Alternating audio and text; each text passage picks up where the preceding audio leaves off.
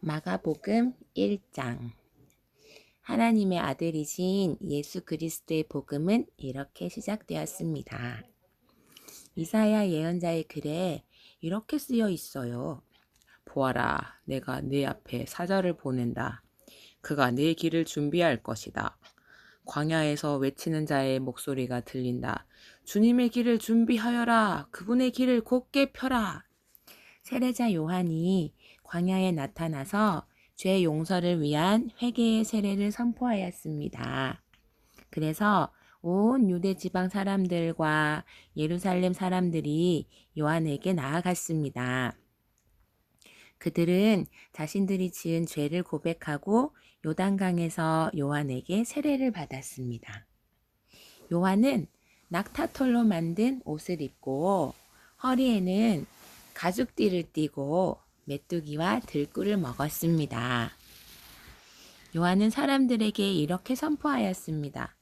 나보다 더 강하신 분이 내 뒤에 오신다. 나는 그분 앞에 꿇어앉아 그분의 신발끈을 풀기에도 부족하다.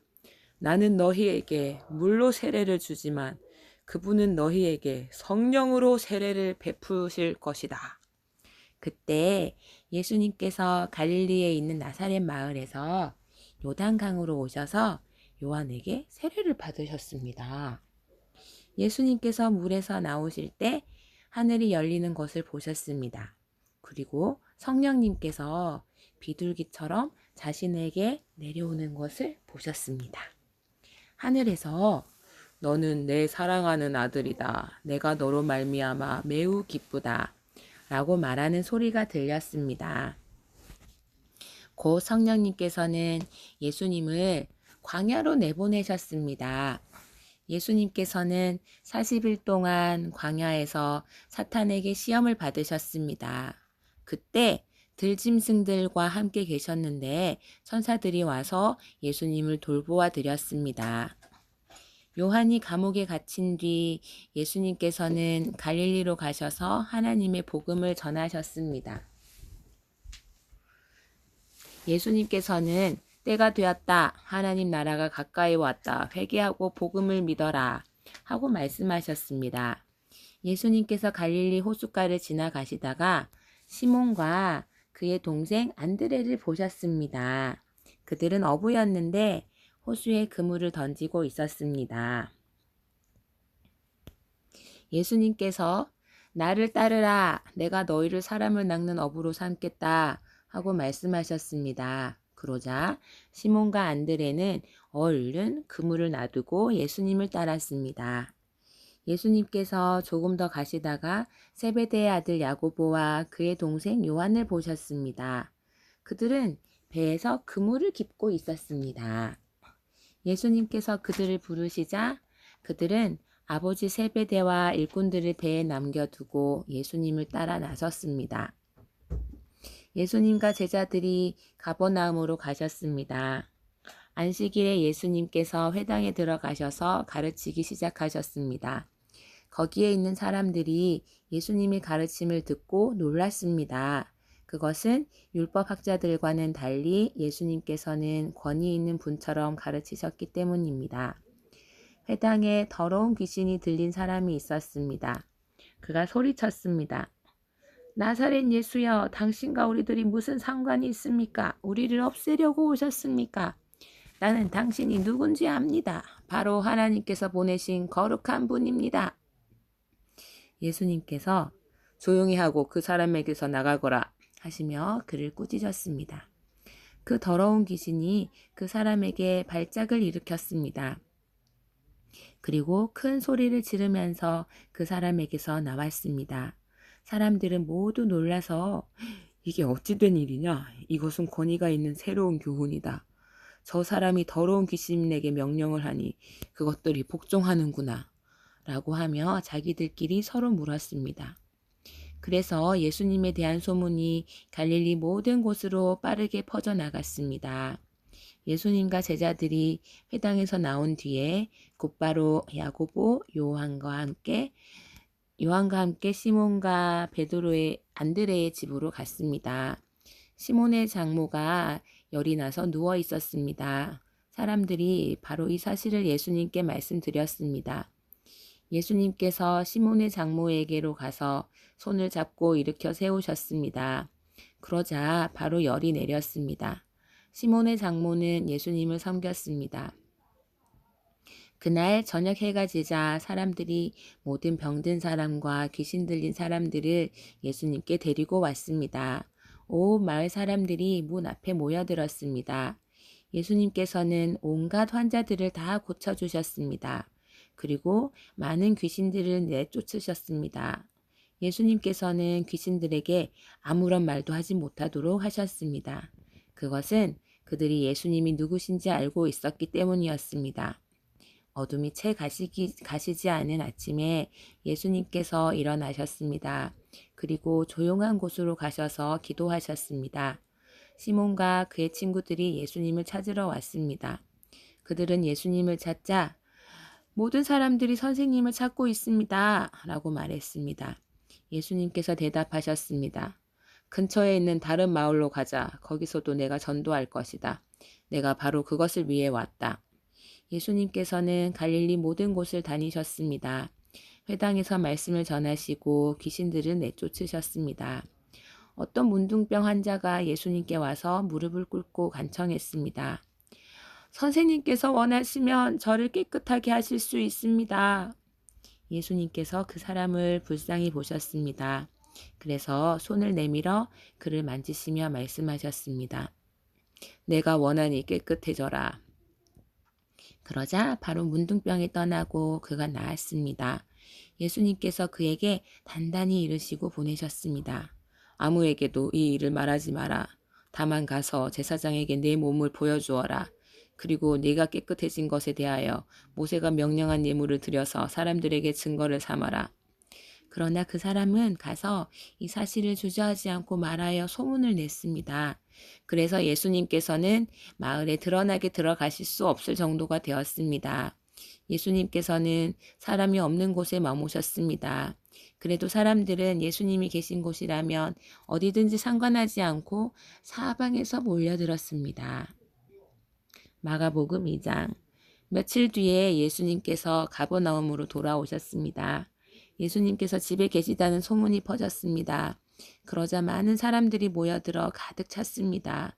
심지어 문 밖에도 서 있을 곳이 없었습니다. 예수님께서 그들에게 말씀하셨습니다. 4명의 사람들이 예수님께 중풍병 환자를 데리고 왔습니다. 이들은 사람들 때문에 예수님께 들어갈 수가 없었습니다. 그래서 예수님이 계신 곳에 지붕을 뜯어냈습니다. 이들은 뚫어낸 구멍으로 중풍병 환자가 누워있는 침상을 아래로 내렸습니다. 예수님께서 이 사람들의 믿음을 보시고 중풍병 환자에게 말씀하셨습니다. 아들아, 내 죄가 용서되었다. 마침 거기에 율법학자 몇 명이 앉아 있었는데 마음속으로 생각했습니다. 어떻게 이 사람이 저런 말을 하는가? 하나님을 모독하고 있구나. 하나님 외에 누가 죄를 용서할 수 있다는 말인가? 예수님께서는 이 율법학자들이 속으로 생각하는 것을 곧 영으로 아셨습니다. 그래서 그들에게 말씀하셨습니다. 어째서 너희가 마음속으로 그런 생각을 하고 있느냐? 이 중풍병 환자에게 네 죄가 용서되었다라고 말하는 것과 일어나서 침상을 가지고 걸어라 하고 말하는 것 중에 어느 것이 더 쉽겠느냐? 그러나 인자가 세상에서 죄를 용서할 수 있는 권세가 있다는 것을 너희에게 보여주려고 그랬다. 예수님께서 중풍병 환자에게 말씀하셨습니다. 내가 네게 말한다. 일어나 침상을 가지고 집으로 가거라. 중풍병자는 일어나 침상을 들고 모든 사람이 보는 앞에서 걸어 나갔습니다. 사람들이 놀라서 하나님께 찬송을 드렸습니다.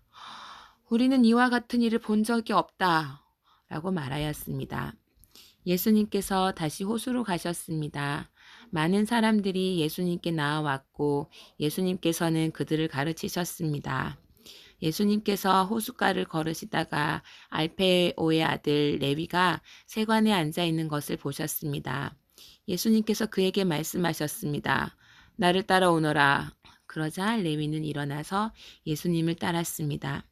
예수님께서 레위의 집에서 식사를 하고 계실 때였습니다. 여러 세리들과 죄인들이 예수님과 그 제자들과 함께 식사를 하고 있었습니다. 왜냐하면 이런 사람들이 예수님을 많이 따랐기 때문입니다. 바리새파 율법학자들이 예수님께서 세리들과 죄인들과 함께 식사하시는 것을 보고 제자들에게 물었습니다. 어째서 너희 선생님은 세리와 죄인들과 먹고 마시느냐? 예수님께서 이 말을 들으시고 그들에게 말씀하셨습니다. 건강한 사람에게는 의사가 필요 없고 병든 사람에게 의사가 필요한 것이다. 나는 의로운 사람을 부르러 온 것이 아니고 죄인들을 부르러 왔다. 요한의 제자들과 바리새파 사람들은 금식을 하였습니다. 사람들이 와서 말했습니다. 요한의 제자들과 바리새파 사람의 제자들은 금식을 하는데 어째서 선생님의 제자들은 금식을 하지 않습니까? 예수님께서 대답하셨습니다. 신랑의 친구들이 신랑과 함께 있을 때 금식을 하지 않는다. 그렇지 않느냐? 신랑이 자기들과 함께 있는 한 그들은 금식하지 않는다. 그러나 신랑을 빼앗길 날이 올 것이고 그날에 금식을 하게 될 것이다. 그 누구도 낡은 옷에 새 천조각을 대고 깁지 않는다. 만일 그렇게 하면 새로 된 조각이 낡은 옷을 당겨 더욱 못쓰게 될 것이다.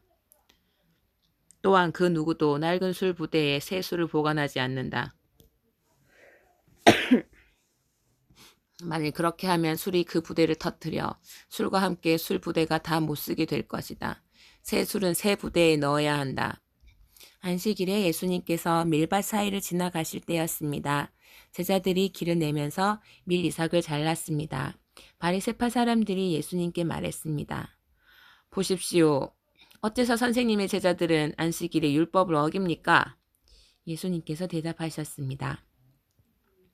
다윗과 그 부하들이 배가 고파 먹을 것이 필요했을 때 다윗이 어떻게 했는지 읽어보지 않았느냐. 아비아달 대제사장 때에 다윗이 하나님의 집에 들어가서 하나님께 바친 빵을 먹었다. 이것은 제사장 외에는 먹을 수 없는 것이었다. 그러나 다윗은 그 빵을 자기와 함께 있던 사람들에게 주기까지 했다. 예수님께서 바리새파 사람들에게 말씀하셨습니다. 안식일은 사람을 위해 생긴 것이지 사람이 안식일을 위해 생긴 것이 아니다. 그러므로 인자가 안식일의 주인이다. 마가복음 3장.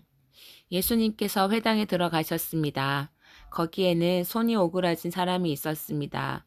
사람들은 예수님을 고발하려고 예수님께서 안식일에 그 사람을 고쳐주시는지 지켜보고 있었습니다.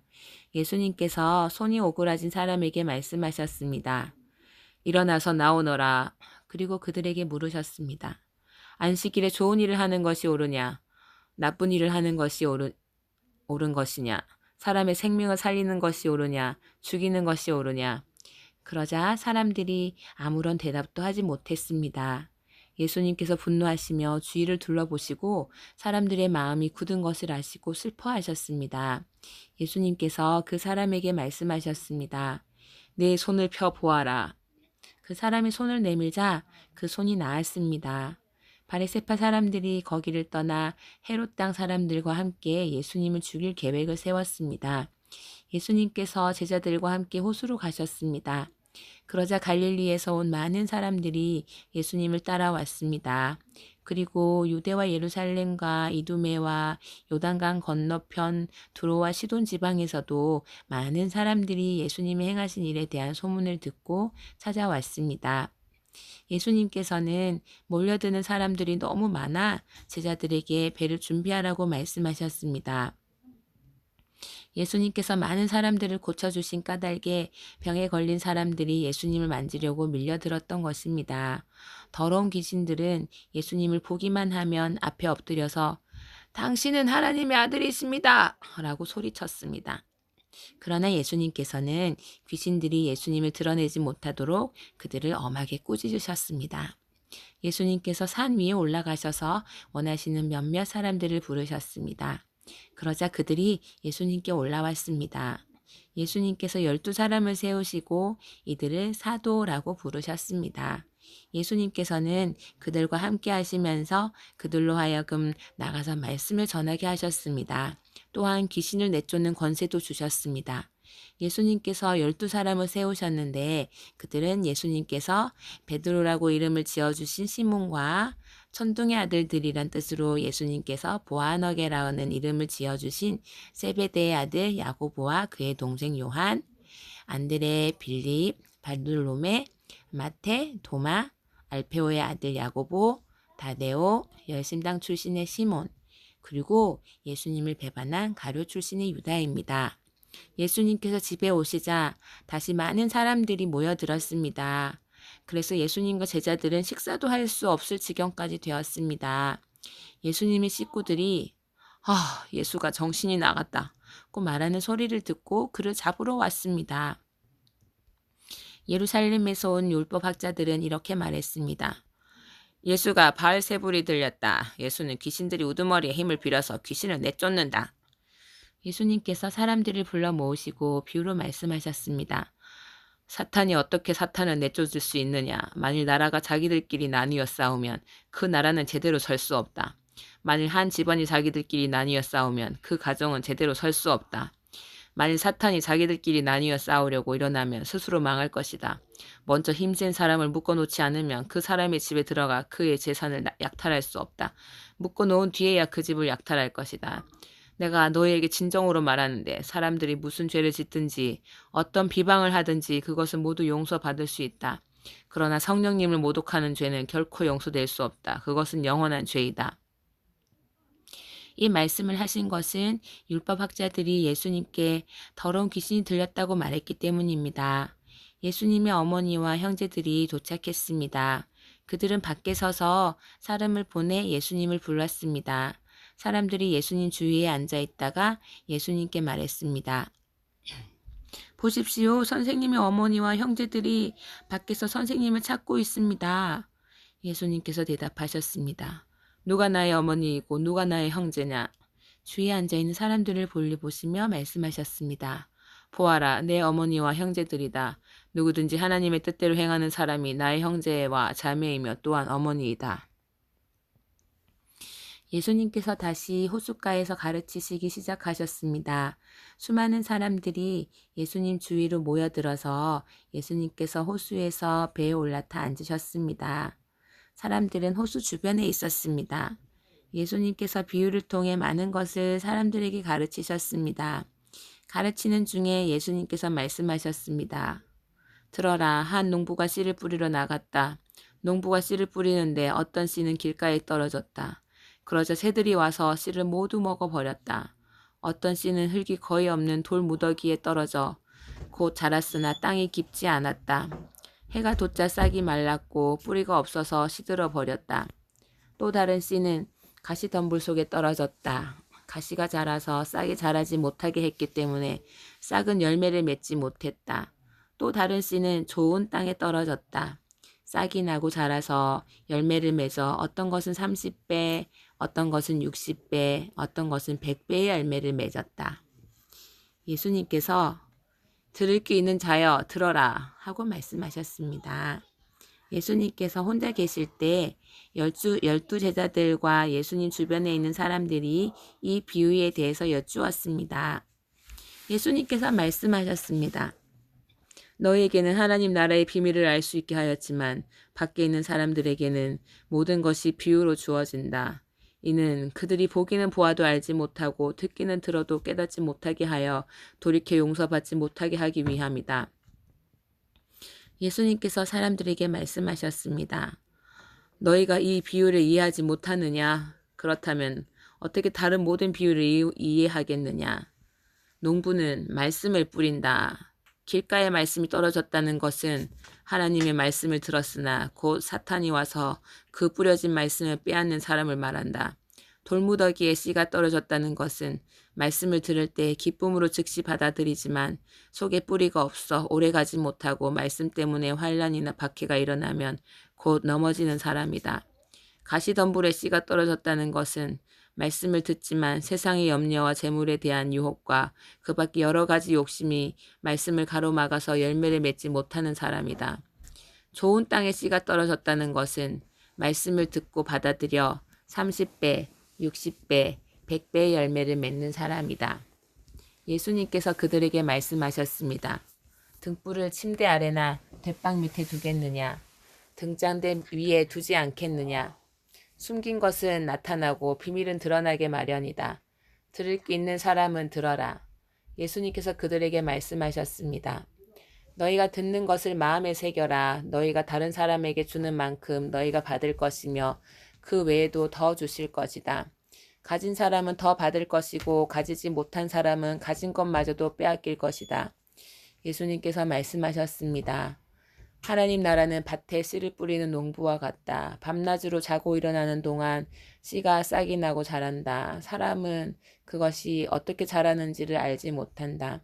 땅은 저절로 열매를 맺게 한다. 먼저 싹이 나고 다음에는 이삭이 나오고 마침내 나달이 여문다.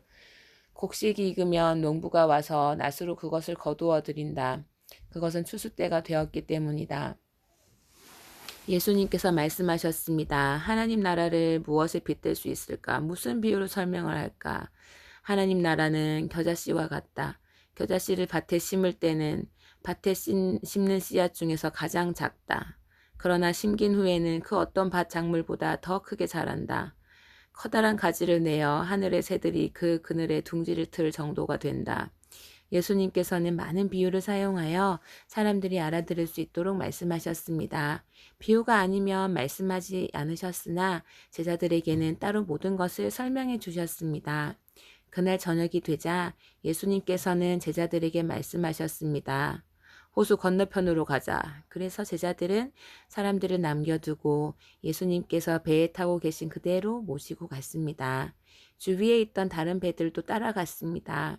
그때 매우 강한 바람이 불어와서 파도가 배 안으로 덮쳐 들어왔고 물이 배 안에 차게 되었습니다.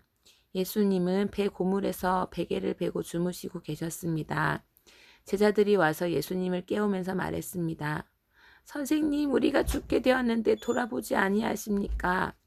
예수님께서 일어나시더니 바람을 꾸짖고 호수에게 명령하셨습니다.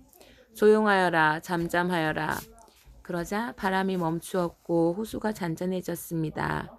예수님께서 제자들에게 말씀하셨습니다. 어째서 너희가 무서워하느냐? 아직도 믿음이 없느냐? 제자들이 매우 두려워하며 이분이 어떤 분이길래 바람과 파도도 순종하는 것일까? 하고 서로에게 물었습니다.